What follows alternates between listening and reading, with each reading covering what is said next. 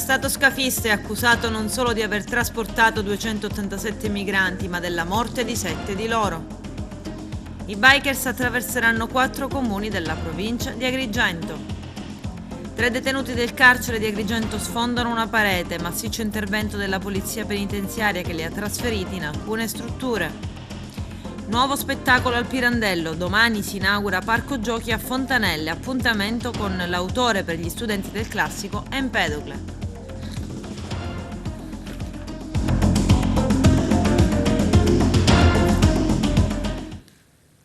Bentrovati gentili telespettatori al nostro appuntamento con l'informazione. In apertura alla cronaca parliamo dell'arresto di un presunto scafista accusato anche della morte di 7 migranti. Il servizio è di Francesco Milano.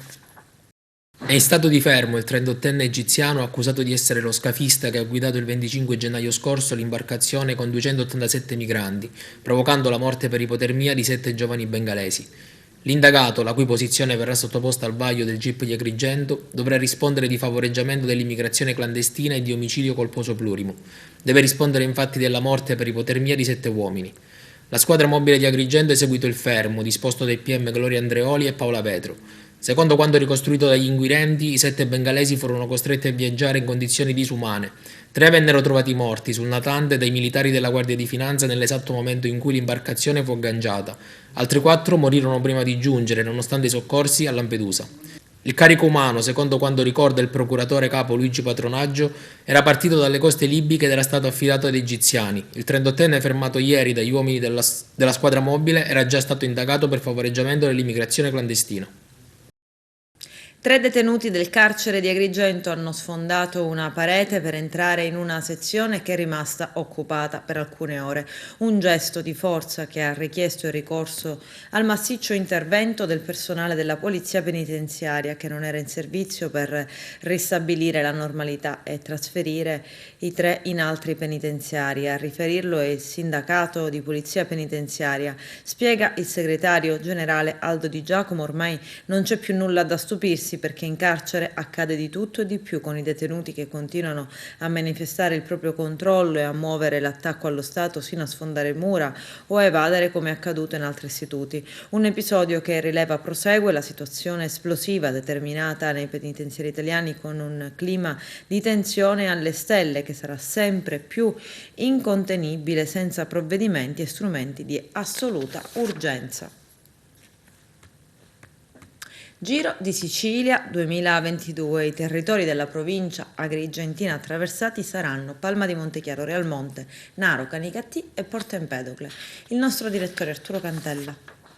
Presentato ieri il Giro di Sicilia 2022 che si svolgerà dal 12 al 15 aprile presso la sede della Regione Siciliana di Catania alla presenza del Presidente della Regione, dell'assessore Manlio Messina e dei sindaci di Palma di Montechiaro, Realmonte, Caltanissetta, Piazza Armerina, Ragalna, Linguaglossa e Milazzo. Sì, proprio Palma di Montechiaro e Realmonte saranno i protagonisti di 2 tappe volute dalla Regione Siciliana all'interno di questa breve presentazione del Giro di Sicilia. Le tappe saranno infatti 4. Il Giro di Sicilia giungerà dall'Ungheria in Sicilia per il giorno di riposo e a Milazzo sarà la sede della partenza del Giro.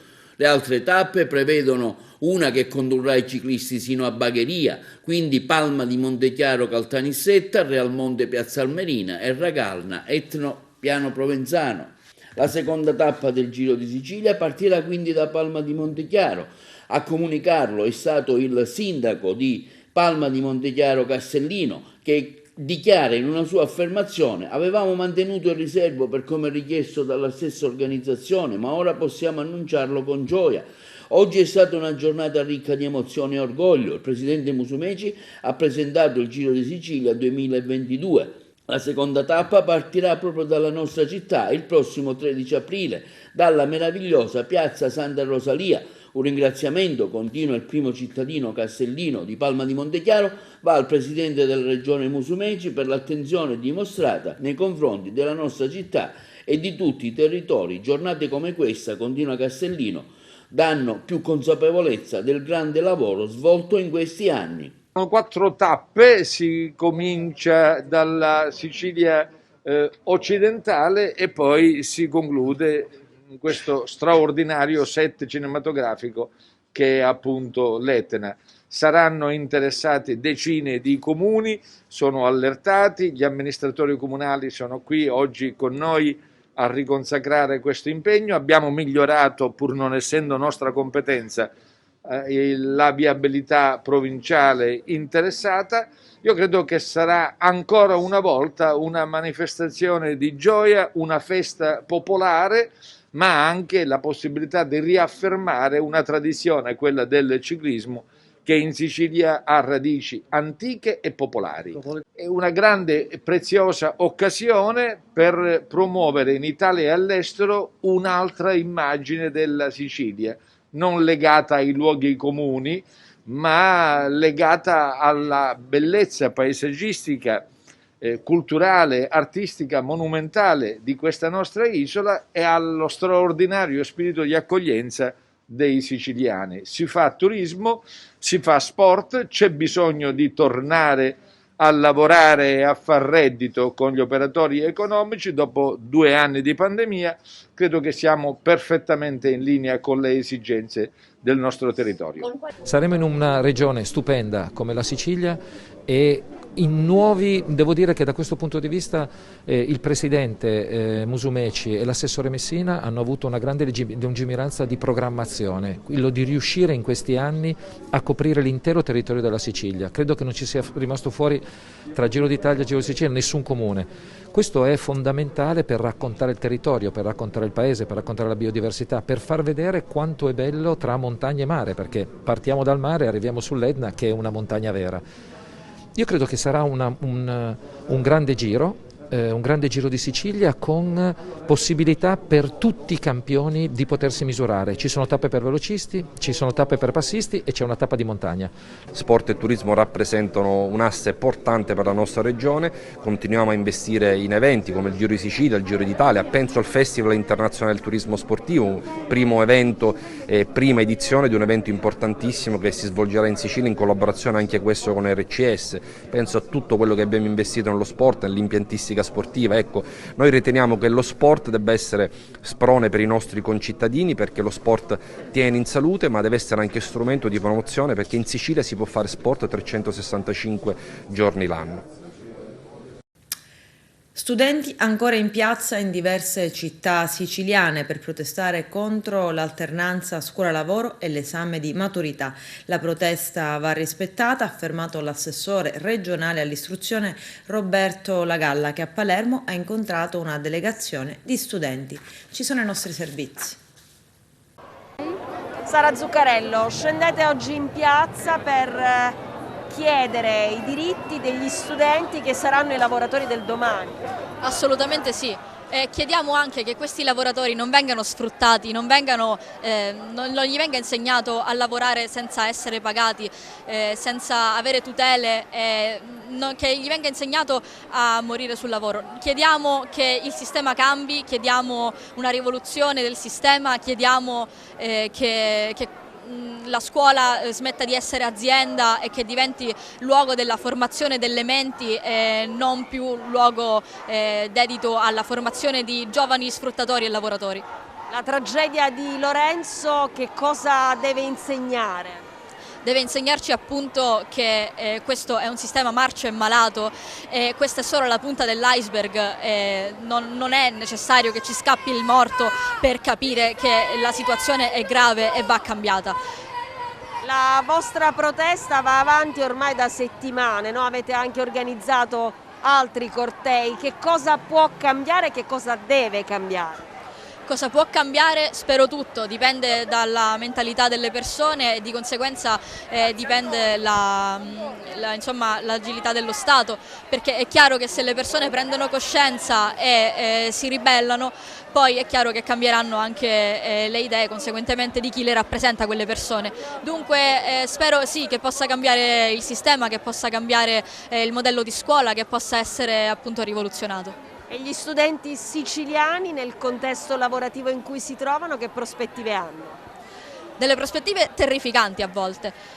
Quindi anche dal contesto appunto possiamo imparare molte cose, dal lavoro in nero, dal pizzo, possiamo imparare che è chiaro che anche il contesto va rivoluzionato. Di scuola e di lavoro non si può morire, è ora di finire. Di scuola e di lavoro non si può morire, è ora di morire, è ora di finire,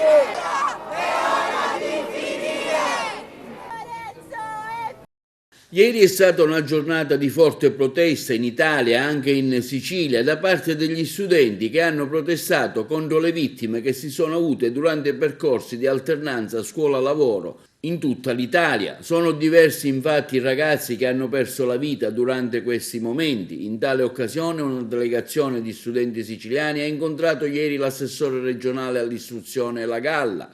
L'assessore ha affermato come: abbiamo ascoltato le preoccupazioni dei ragazzi in tema di sicurezza nelle scuole e nelle attività connesse all'alternanza scuola-lavoro, ma anche riguardo alle prove scritte per i prossimi esami di maturità in un periodo fortemente segnato da una pandemia che inevitabilmente ha compromesso le opportunità educative.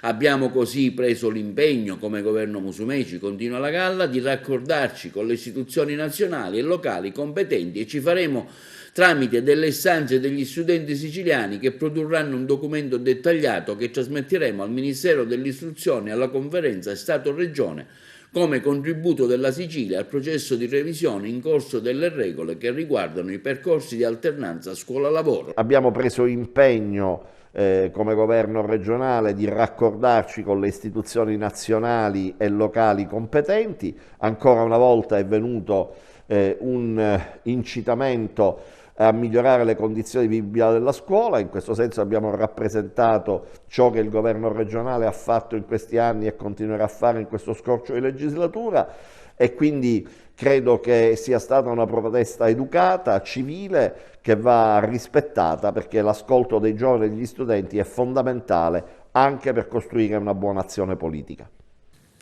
Ancora danneggiamenti di auto ad Agrigento. Dopo gli ultimi episodi verificatisi in via Gioeni e in via Madonna degli Angeli, altri 3 raid si sono registrati in altrettanti punti della Città dei Templi. Il primo episodio nel centro, dove ad essere presa di mira è stata una Fiat 500 di proprietà di un'impiegata cinquantenne. Balordi, utilizzando un oggetto appuntito, hanno rigato la carrozzeria. Analogo episodio è avvenuto nei pressi del centro commerciale Città dei Templi a Villa Seta. La BMW Serie 3 di un quarantenne del posto è stata graffiata. Il terzo episodio è avvenuto a San Leone, dove il cofano di una Jeep di proprietà di uno studente è stato danneggiato con un oggetto contundente. Indaga la polizia. L'autrice Simona Loiacono incontra gli studenti del liceo classico e musicale Empedocle di Agrigento, impegnati nel progetto di lettura che comprende il romanzo La tigre di Noto. Arturo Cantella. Interessante iniziativa oggi qui al liceo classico Empedocle nell'ambito degli incontri con l'autore, con Simona Loiacono. Ecco, diciamo quanto sono importanti anche questi momenti di confronto per la didattica degli alunni. Sì, importantissimi assolutamente, intanto perché questo ci consente di ritornare alla normalità per quanto possibile con la nostra routine, che è fatta di questi momenti che intervallano i momenti didattici, li arricchiscono e li completano, e poi perché stiamo incontrando un'autrice assolutamente d'eccezione, un magistrato che porta la sua esperienza personale, lavorativa, umana e relazionale a questa scuola. Tra l'altro la storia della Ciccone, che parte da Noto, siciliana, nel 1891, è una storia diciamo bella, importante anche per i ragazzi, che gli danno magari quella spinta, quel punto di riferimento che già nel secolo scorso diciamo, andava avanti. Sì, assolutamente, intanto si tratta di una donna e come sapete il Ministero della Pubblica Istruzione incoraggia le STEM, cioè tutte quelle discipline scientifiche in particolar modo correlate alle donne. Pertanto il liceo classico non poteva lasciarsi sfuggire questa opportunità di studiare, riconoscere e valorizzare una donna, una fisica delle nostre zone, della nostra terra.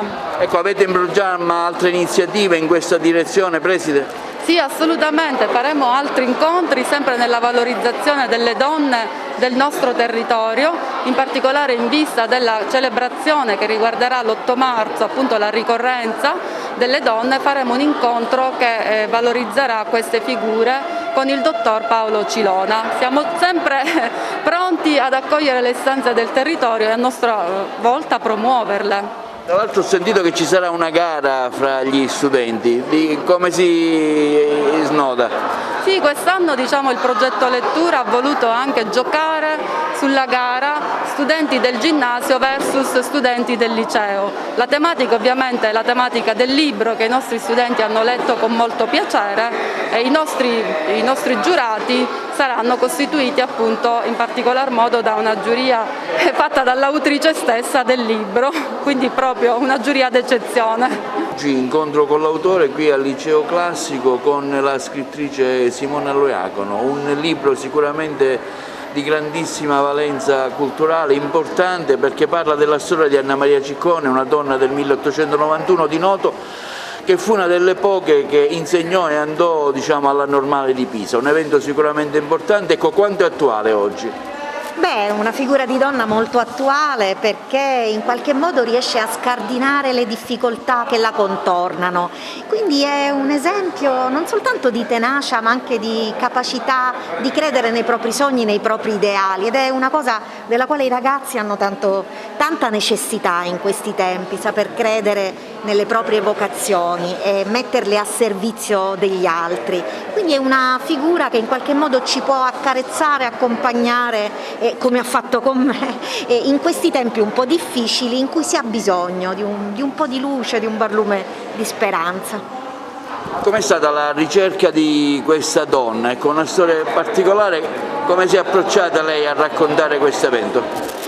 E allora la storia è stata scoperta da me assolutamente per caso e la prima cosa che mi ha colpita è stata proprio il fatto che il personaggio, nonostante avesse una rilevanza a livello accademico molto alta, perché è una delle fondatrici della moderna fisica quantistica, in realtà poi non era per nulla conosciuta, tant'è che nel cercare le fonti e nel ricostruire la bibliografia io ho avuto tante difficoltà. Poi piano piano, attraverso ricerche d'archivio, accedendo alla biblioteca di Noto, alla biblioteca della Normale di Pisa, sono riuscita a ricostruire il quadro generale, insomma, e le date fondamentali del suo percorso strettamente accademico. Invece tutto ciò che riguarda nel romanzo la sua vita interiore, sentimentale, le sue evoluzioni di natura spirituale è affidato alla fantasia. Tra l'altro il contesto è anche particolare in cui vive la signora e si svolge la storia. Perché lei in effetti attraversa ben 2 guerre mondiali e inoltre si muove in un contesto accademico e scientifico molto caldo. Sono gli anni in cui imperversa la teoria della relatività generale di Einstein e il mondo accademico è diviso a metà. Lei si inserisce nel dibattito dottrinale dell'epoca e in qualche maniera lo arricchisce col proprio sguardo perché è una specialista nella materia della spettroscopia e quindi aggiunge alla riflessione della relatività di Einstein dei personalissimi apporti in tema di rifrazione della luce, del campo magnetico. Poi collaborerà negli anni 30 con Gerhard Herzberg, che mise insieme il profilo fisico e chimico degli astri e che poi perverrà al premio Nobel negli anni 70. Quindi una donna piena di intuizioni e piena anche di capacità visionaria. Da questo punto di vista possiamo dire che attraversa veramente non solo la storia del Novecento ma anche la scienza, le scoperte scientifiche del nostro secolo passato. Il Teatro Pirandello di Agrigento è pronto ad offrire al suo pubblico uno spettacolo da non perdere, commenta il direttore artistico Francesco Bellomo. Doppio appuntamento mercoledì e giovedì prossimi 23 e 24 febbraio. Vediamo. Se devi dire una bugia, dilla grossa. È il prossimo evento che andrà in scena al Teatro Pirandello di Agrigento mercoledì 23 febbraio alle ore 20 e giovedì 24 alle ore 17. A comunicarlo il direttore artistico Francesco Bellomo. Se devi dire una bugia, dilla grossa, è uno spettacolo che dalle prime battute evidenzia tutta la sua dirompente vis comica. Presentata per la prima volta in Italia da Pietro Carinei, protagonista Johnny Dorelli e Gloria Guida, è una commedia che in tutte le sue edizioni nazionali e mondiali ha sempre ottenuto uno straordinario successo. I temi trattati riguardano il tradimento. L'adattamento di Laia Flastri, nonostante siano passati diversi anni, risulta sempre attuale e la regia originale di Pietro Carinei, ripresa da Luigi Russo, è sinonimo di successo. A completare il tutto il cast d'eccezione, Quattrini, Salerno, Barale, Catania, Ramazzotti è il giusto corollario per questa macchina delle risate. Insomma, un evento da non perdere. Amici di Agrigento, ciao, sono qui per ricordarvi che mercoledì 23 e giovedì 24 febbraio, con tutta l'allegra compagnia di Se devi dire una bugia di La Grossa, saremo nella vostra città al Teatro Pirandello. Quindi se avete intenzione di staccare per un attimo, di sorridere, anzi di ridere, perché in questo spettacolo si ride parecchio, e di dimenticare per un paio d'ore tutto quello che succede fuori, l'appuntamento è per mercoledì 23, giovedì 24 al Teatro Pirandello della vostra bellissima città. Io ci sarò. E voi? Spero proprio di sì. Intanto un bacio e ci si vede. A presto. Ciao. Ciao amici siciliani. Il 23 e 24 febbraio sarò nel vostro bellissimo Teatro Pirandello ad Agrigento. Non vedo l'ora di ridere e farvi ridere con una commedia che è una garanzia. Se devi dire una bugia, dilla grossa. Insieme a me, Paola Quattrini, ci sono compagni bravissimi come Antonio Catania, Gianluca Ramazzotti, Paola Barali, Nini Salerno, Marco Cavallaro e molti altri.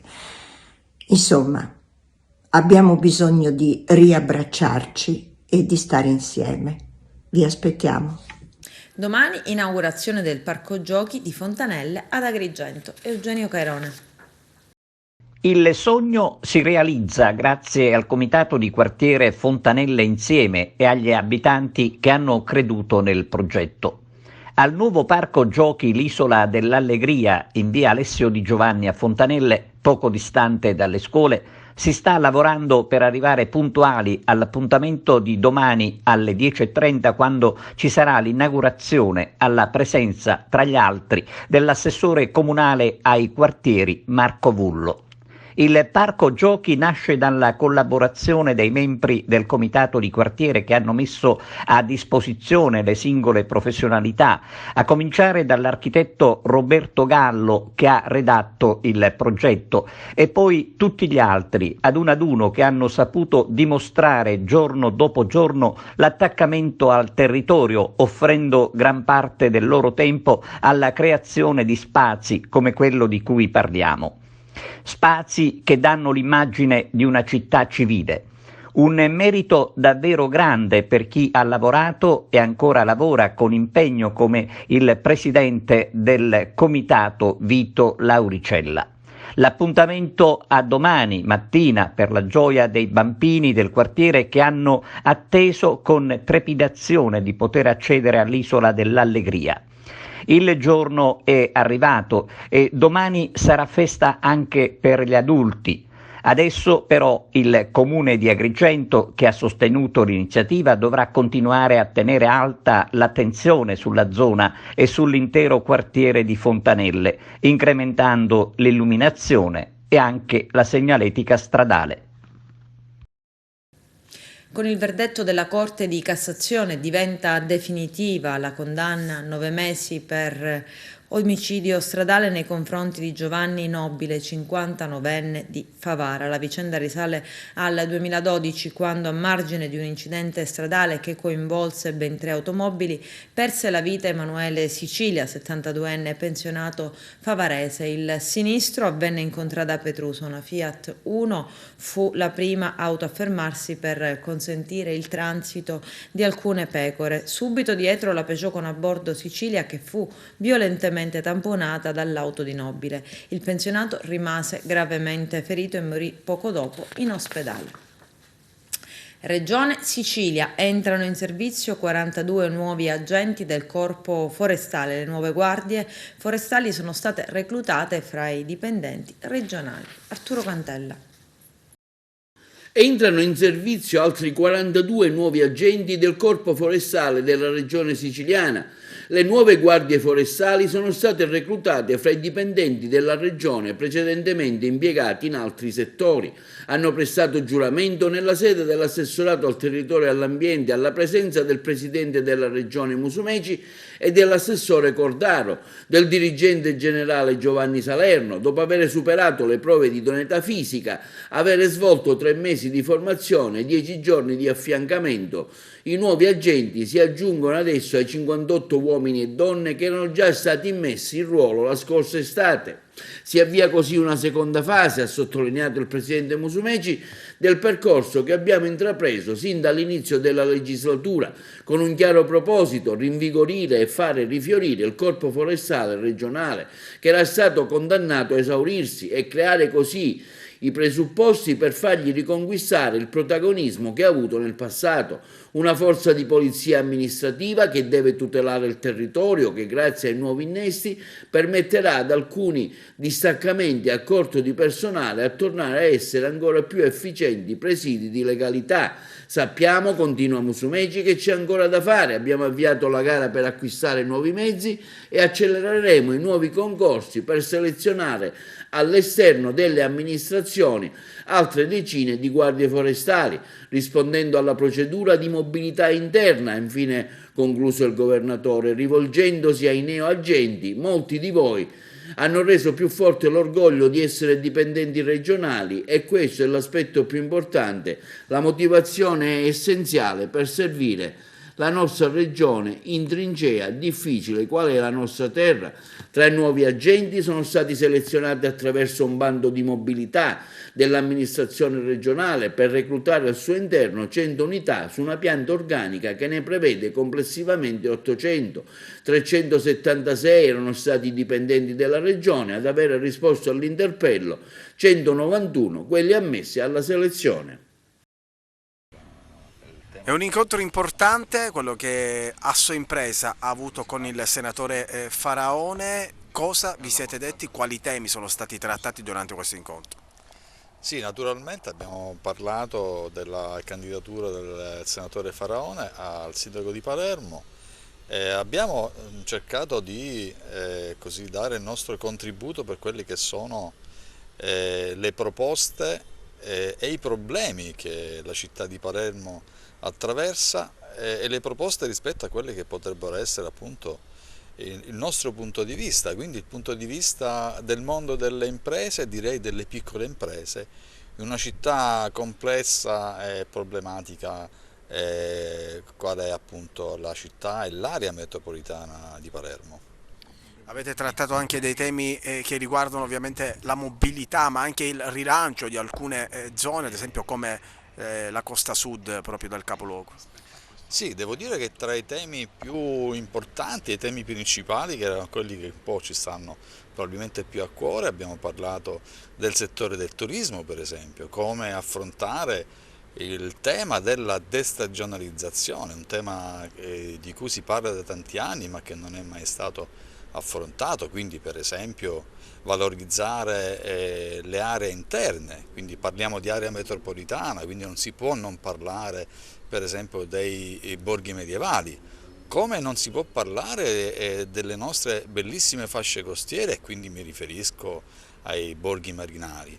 Quindi tema turismo, abbiamo parlato di mobilità, di viabilità, un tema che è attualissimo, come è attuale per esempio quello che succede e che è successo nell'ultimo periodo di tempo, che è quello di inserire contestualmente e senza, secondo me, un criterio rispetto a quello che è la viabilità, all'attivazione di cantieri che di fatto ha bloccato intere zone della città di Palermo, creando danno non solo alle viabilità ma anche per esempio alle imprese. Abbiamo parlato anche di negozi di vicinato, è un tema importante soprattutto in questo periodo dove il commercio online sta cominciando a creare tanti problemi ai negozi e quindi trovare anche delle soluzioni rispetto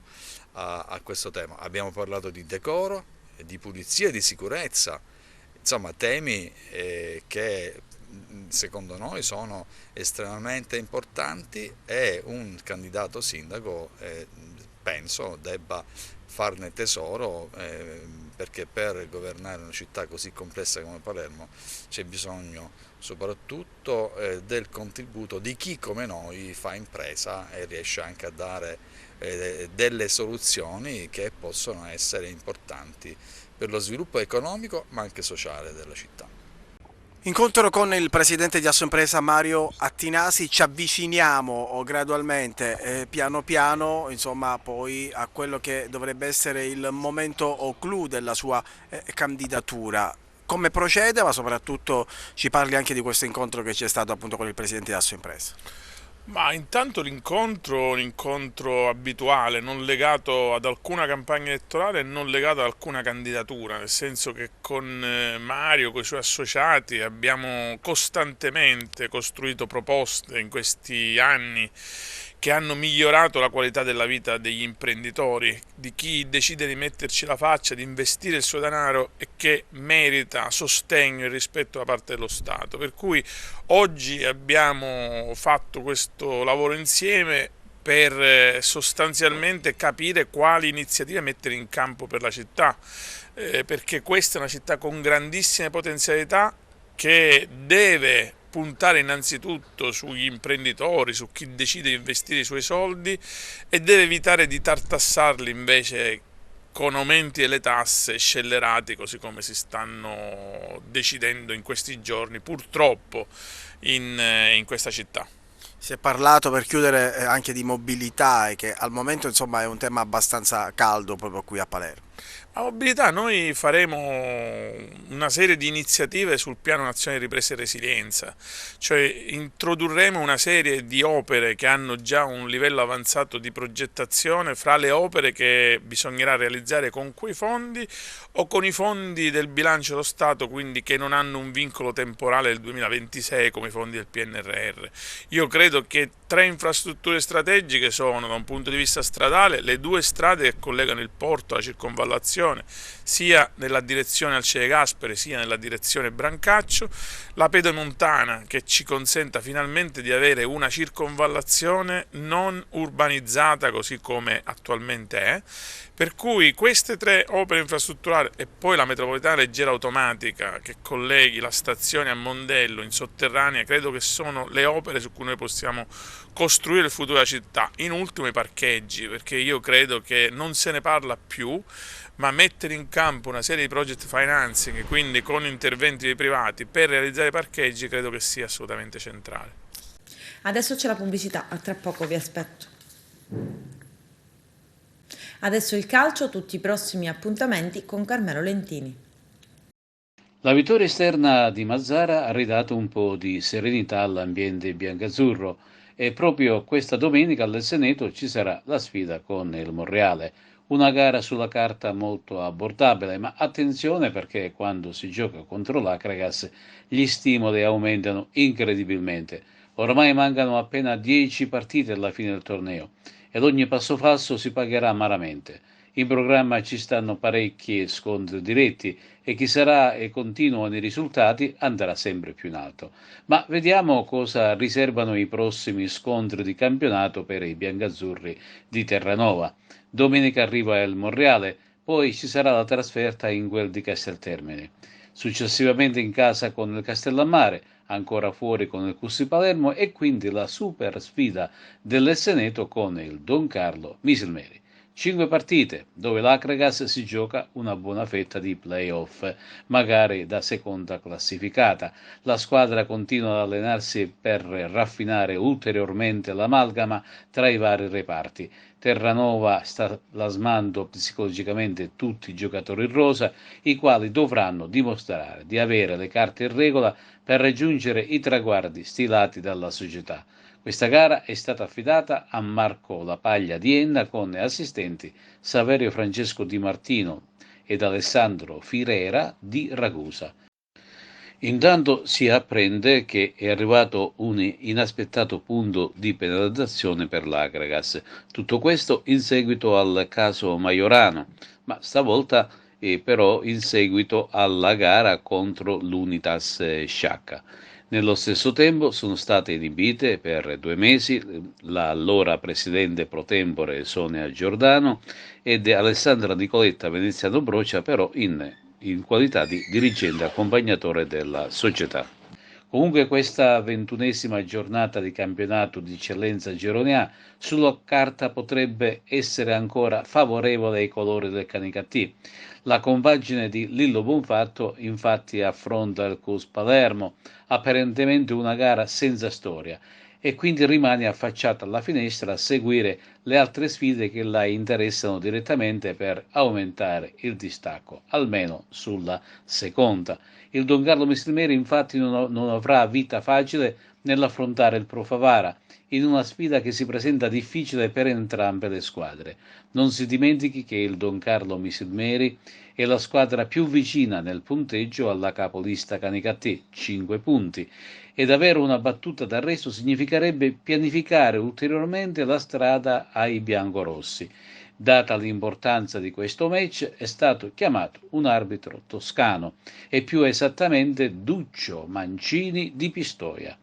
Turno facile invece per l'Akragas del tecnico Terranova, che dopo la bella e convincente vittoria dell'infrasettimanale di Mazara è alla ricerca del bis. Per questo appuntamento dell'Esteneto è stato chiamato, come abbiamo detto, Marco La Paglia di Enna, ma ci stanno altre gare di cartello in questo turno che riguardano Enna Mazzara, Nissa Oratorio Marineo e Mazzarese Castellammare. Per quanto riguarda le altre agrigentine, il Castelterme di Pino La Bianca sarà ospite questo sabato della Palmonfall, mentre l'Unitas Sciacca riceve al Gurrera il combattivo Marsala. Ma scendendo ancora di categoria, quinti in prima, non c'è pace per il Camarat di Nino Bellomo, che al Salaci dovrà vedersela con la seconda in classifica, vale a dire Casteldaccia. Inutile sottolineare l'importanza della posta in palio, anche perché se alla squadra della montagna i punti sono di vitale importanza per cercare di tirarsi fuori dalla zona pericolosa, al contrario per la compagine palermitana serve per non allontanarsi dalla vetta lontana 4 punti e attualmente detenuta dal resultano San Lorenzo. Anche per il Raffadali si prospetta una sfida importante ai fini dell'alta classifica. Infatti i ragazzi di Giovanni Fassone saranno ospiti dell'Ascari Cefalù, terza forza del campionato e un punto sopra la squadra raffadalese. Un turno importante che occorrerà sfruttare nel migliore dei modi per entrambe le agrigentine. Infine in prima categoria derby agrigentino tra Atletico Favara e Ravanusa. Favaresi alla ricerca della vittoria scacciacrisi, Ravanusa tonica specie dopo il successo di domenica scorsa che l'ha fatta risalire leggermente in classifica. Difficile ma non impossibile trasferta per l'Empedoclina di Portelli, che rende visita all'Ostico Master Pro di San Cataldo. La classifica dei Granata non è ancora tanto tranquilla, per cui la posta in palio diventa molto importante. Testa a testa invece tra la prima Aspra e la seconda Gemini, una gara dal pronostico molto difficile, anche se la differenza è di 9 punti. Per questa sfida d'alta quota si attende il pubblico delle grandi occasioni al Nino Lobue di San Giovanni Gemini. Santiago Pavisic, domenica all'Esteneto di Agrigento arriva il Monreale, squadra che lotta per la salvezza. Sulla carta è un avversario abbordabile, ma servirà una Akragas determinata e concentrata per portare a casa la vittoria.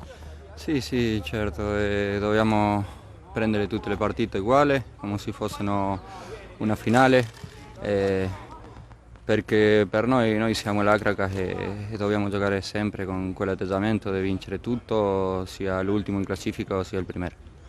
Per te 2 partite, 2 gol, come vedi quest'Akragas e come stai fisicamente? Anzitutto sto bene, mi sento bene, i ragazzi mi hanno fatto sentire meglio ancora, hanno fiducia in me e vedo una squadra che piano piano riparte come prima e faremo di tutto per poter portare più alto all'Akragas. Dove può arrivare questa squadra? Non ha un limite questa squadra deve arrivare il più alto possibile, ma non abbiamo limite noi. I tuoi obiettivi per questa stagione? I miei obiettivi personali sono sempre portare avanti col gol alle squadre e poter fare sempre il massimo e dare il massimo di me, così possiamo vincere tutte le partite possibili. Perché hai scelto l'Akragas? Perché mi sono informato della piazza, che è una piazza bellissima, una squadra bellissima anche, va bene, mi piace questo, a me mi piace le sfide importanti, mi hanno detto di venire qua e subito ho detto di sì. Ai tifosi biancoazzurri cosa senti di promettere? Di promettere sempre uscire il cuore in campo, lasciare tutto, perché io sono un ragazzo che si caratterizza per questo, per giocare col cuore, e poi di provare sempre a fare il meglio, ripeto, per portare avanti le squadre e poter vincere tutto. Con questo è tutto, termina qui l'edizione del telegiornale. Grazie per la gentile attenzione, per essere stati con noi e buon weekend. A presto.